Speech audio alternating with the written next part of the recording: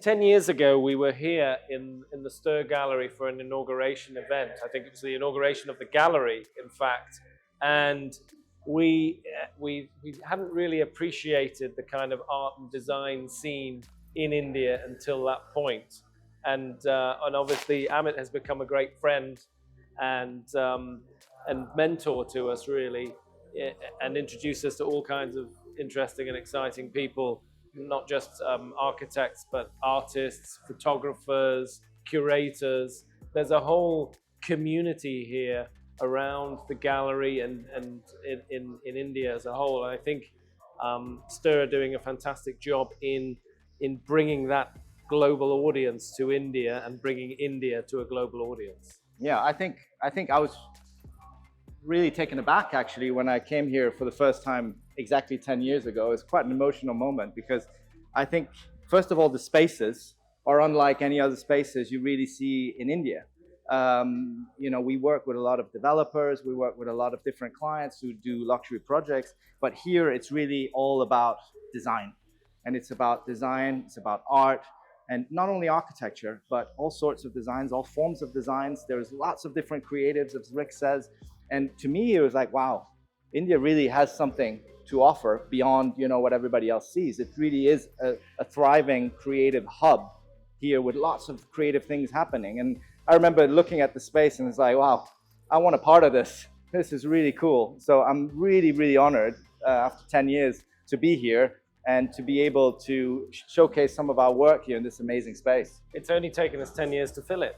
Our creative journey with UHA actually started in this country, since India was the first country to actually give us a chance. Our first project ever as UHA was in India. So it really started here, and it's grown from here, and all the projects we subsequently got came from our start here in India. India has grown for us. We have set up an office here 10 years ago, and that's why we're celebrating our 10 years of actually being here. And even though we've grown to lots of different countries, India still remains our biggest market to date. After we first started doing large-scale projects, the first large-scale projects we did were in India, and then it gave us the opportunity to enter into other markets, into Europe, into South America. We've done projects worldwide now, but they were really on the back of having delivered large projects in India.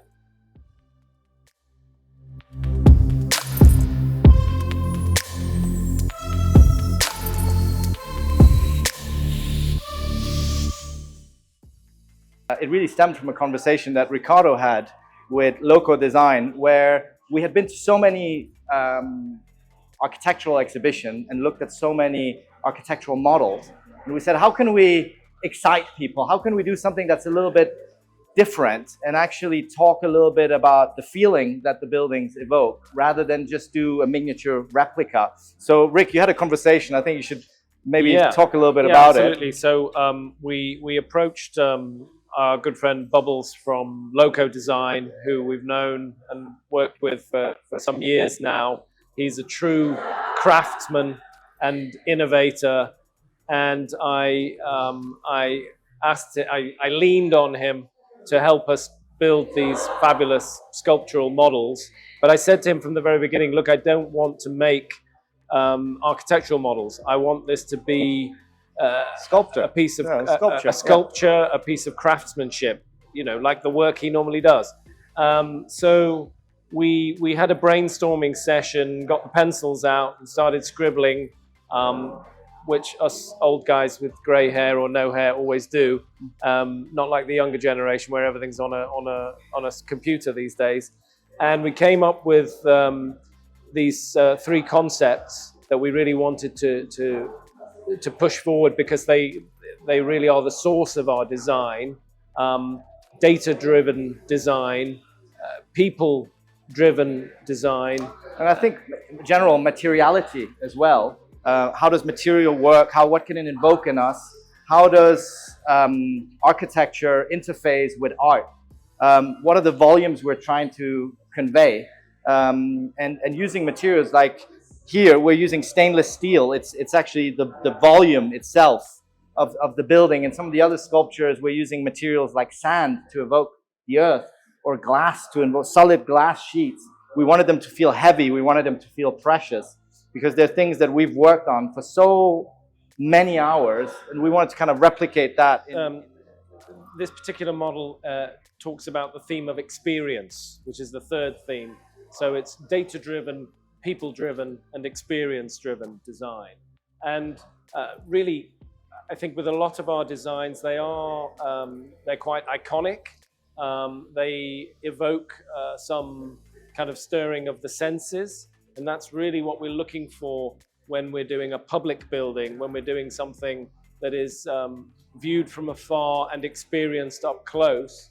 It needs to be something that is dramatic and really creates an atmosphere both within and without. It's actually a building that sits on an island off the coast of Istanbul, where our client wanted to create almost a lighthouse, a new emblem for the city.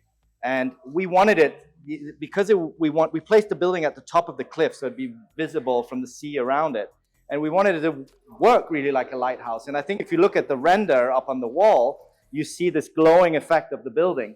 And what we've tried here with the lighting, here with Vis-a-Vis, is that the lighting would actually also hit the model to create the same effect on the model, to try to, invoke the basic early concept of this. And it is part of the program for the building was a museum to the naval history of the Ottomans.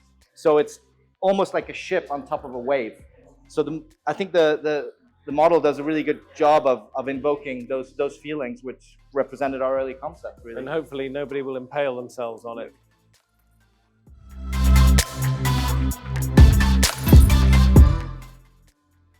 The reflection is obviously the last 10 years and where we started and where we've got to. It's been a heck of a journey. A steep learning curve, I think, at the beginning, really learning about the culture and the family unit that is so important in India, that's quite different from what we're used to in Europe. And really responding to that in our design and reflecting that, but at the same time creating something new, something with a bit of an international feel that is very exciting to the market. It almost feels like the last 10 years we've kind of built something up in order to really be able to make a difference in the next 10 years. So the projection part is, we've gotten to this point. Where are we going from here? What are the next things that we care about? What are the things that, since we now have a much more established team, processes, we can actually focus on the things that really matter to us, things like sustainability, things like human-centric design, the things that are actually really difficult to push, but are becoming really, really critical. And that I think is, will take a big effort to push in a country like India.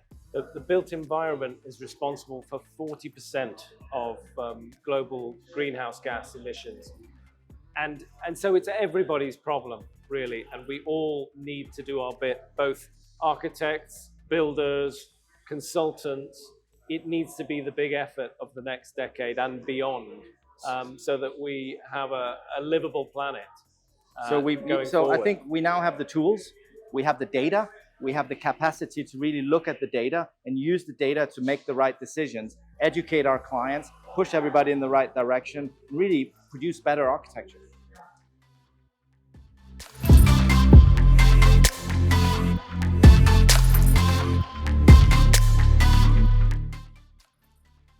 We don't put it in those words.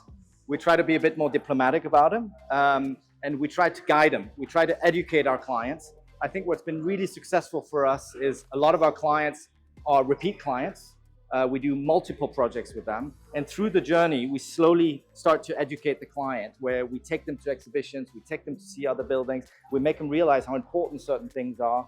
We explain to them, but we make it so that they feel like they're still taking the decision. And we explain to them what difference it makes. We explain to them that things like sustainability is good business. It's not just spending money on something that people care about. It's not only duty. People don't respond to duty. You know, it will make you more money. It is good business. You have to do it. It's about incentivizing sustainability at the end of the day, and the countries that do it best have governments that support the building industry, support construction through incentives, and that's starting to happen now in India. And a lot of builders now are using the Indian Green Building Council certification process as a badge of honor, really, on their buildings. It's much more than that. We would like to push things further. We want to push things beyond the certification to make truly as sustainable a building as we possibly can. Yeah, start talking about embodied carbon. How can we reduce embodied carbon? Start having the data to inform people as to how that can be done and how you build sustainably. But also, I think if I'm to focus on here the next 10 years, I think there's going to be a big focus on quality. I think the last 10 years, a lot of developers have been working on actually delivering. People have been very conscious of, are these guys actually going to deliver something? And it's been about square footage, it's been about layout. And now I think it's transitioning into a point where we need better buildings. We need buildings that perform better. We need buildings that are better put together, that are more sustainable, that are more community oriented. You know, people travel, they see what's going on internationally and are starting to demand this of our clients. So we're seeing a switch.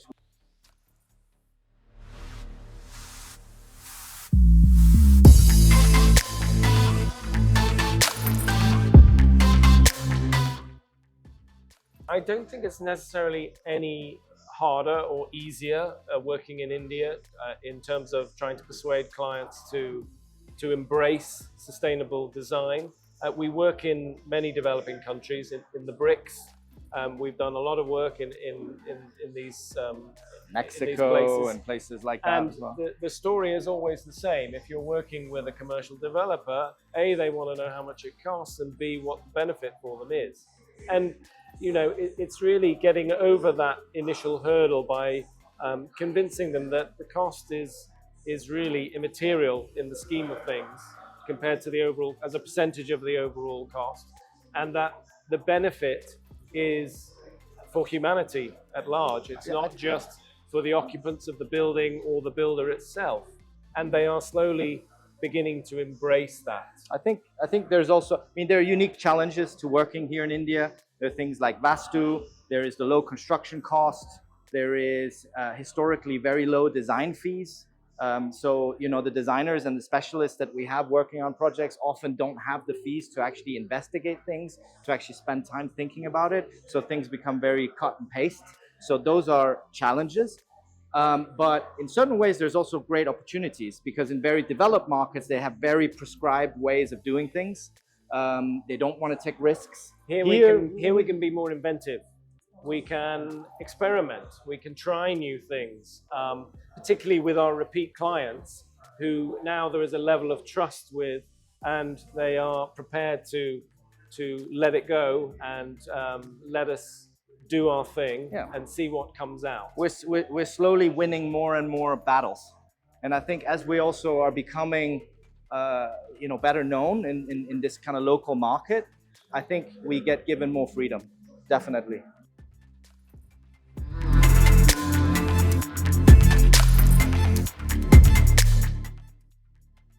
I would absolutely love to do a cultural project.